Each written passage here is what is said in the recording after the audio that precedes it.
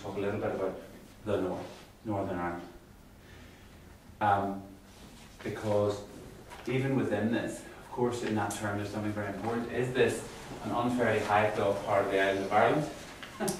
Or is this a solution which is the best designed to meet the principle of national self-determination that you could possibly get?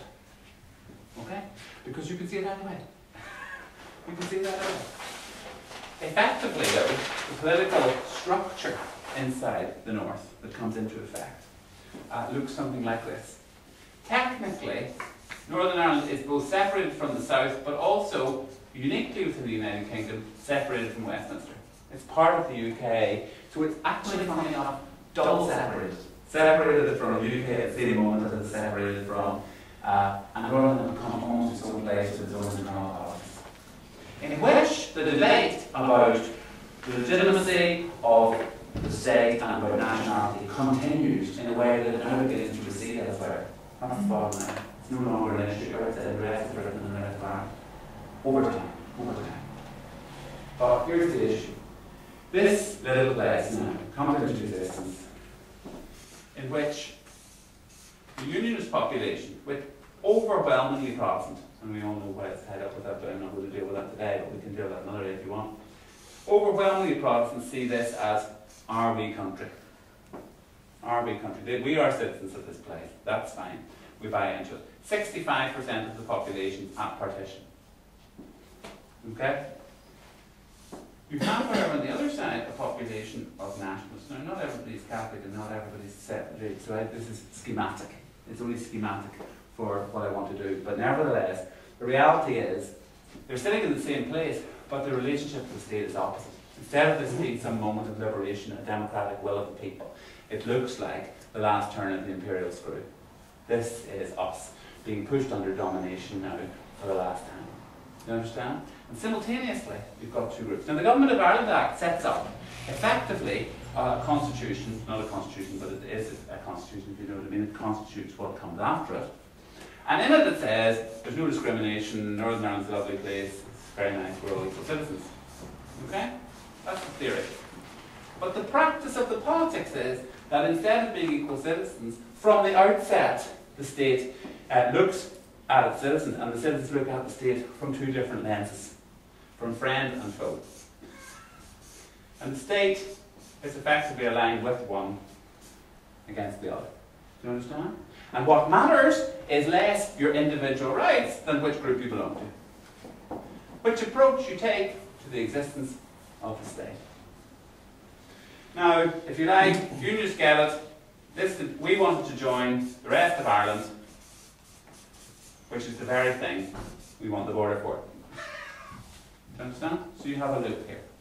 And this so-called double minority problem, but it is not even that. It is actually that there are alternative majorities here. Now, problematically and realistically, the only way in an arms setting to reverse that is that actually does happen, and these people end up on the other side of it. Do you understand? But the balance of power in this particular case is not against the previous imperialists as it is in Germany, as it is in Czechoslovakia. The balance of power in this case is the people who align with the system are now running. So you have a Northern Ireland. Now here's the issue. Stay with me, and then we'll stop. There's lots of guns in here. This is not, as I say, been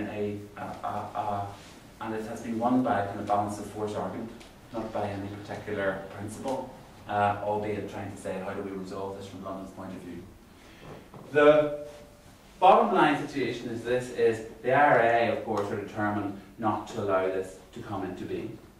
Okay, so they're keeping going. Okay, we've been imposing this as no legitimacy. The proponents, on the other hand, the unions say, look at this. The unions at this point, the one thing, they don't have an army. This isn't a state. But they are devolved in the sense that they're saying, you get on with it. And they have the police service. So what do? They become, in a sense, world pioneers. Their logic is, we are under mortal threat. We cannot rely on normal law to protect us. Number three, anybody who thinks we can is either naive or an enemy or a traitor. Okay? Now that is the logic which is now called, globally, homeland security. We face a mortal enemy. We cannot rely on normal law to protect us. And anybody who thinks we can is either a traitor or an enemy or naive. That's what George Bush said. So the Unionists in many ways are 90 years ahead of George Bush. And every American buys it. So what they say is right. So what we're going to do here is we're going to have a special, we need a Homeland Security Act, which the Unionists call the Special Powers Act. The Special Powers Act is very simple. It says, in an emergency, we do what we need to do to defend the state. So you lift all normal law. And how do you know it's an emergency? The Home Secretary says it is one. And the Home Secretary's used. Okay? So whenever there's too much, we'll bring in the Special Powers Act. Theoretically for a year, but funny enough, it lasted for 50. Now, we also need to bring up some special reserve forces if we're under immediate threat.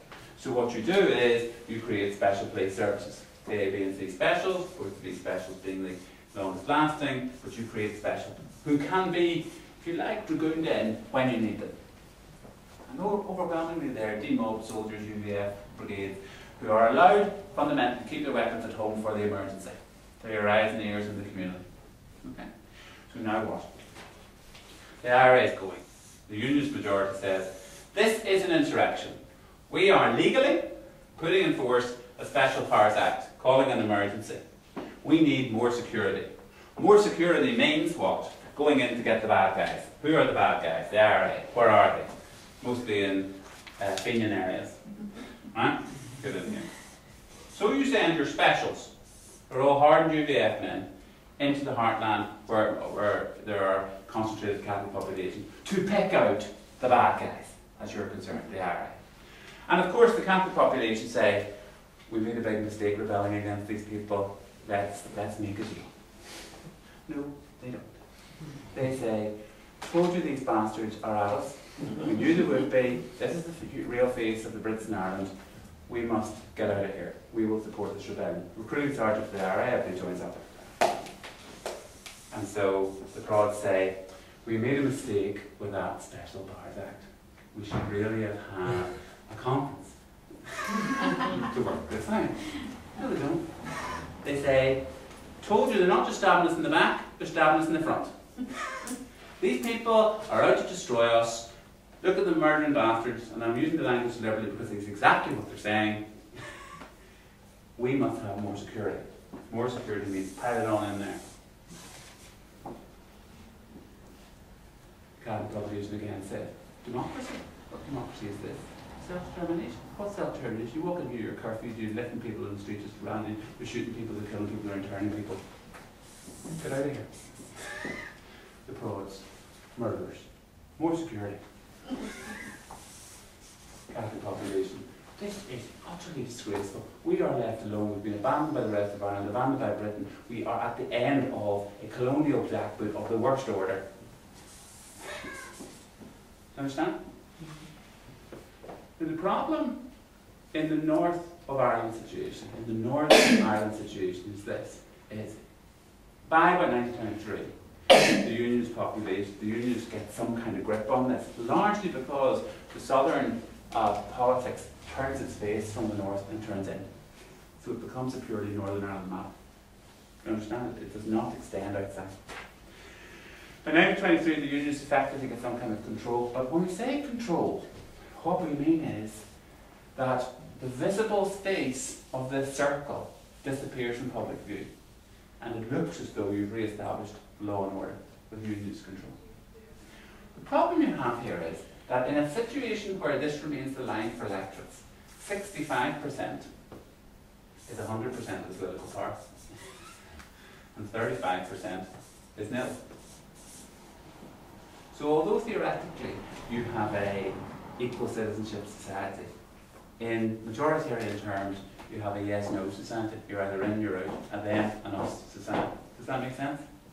Furthermore, I've drawn a little diagram, but we really need to understand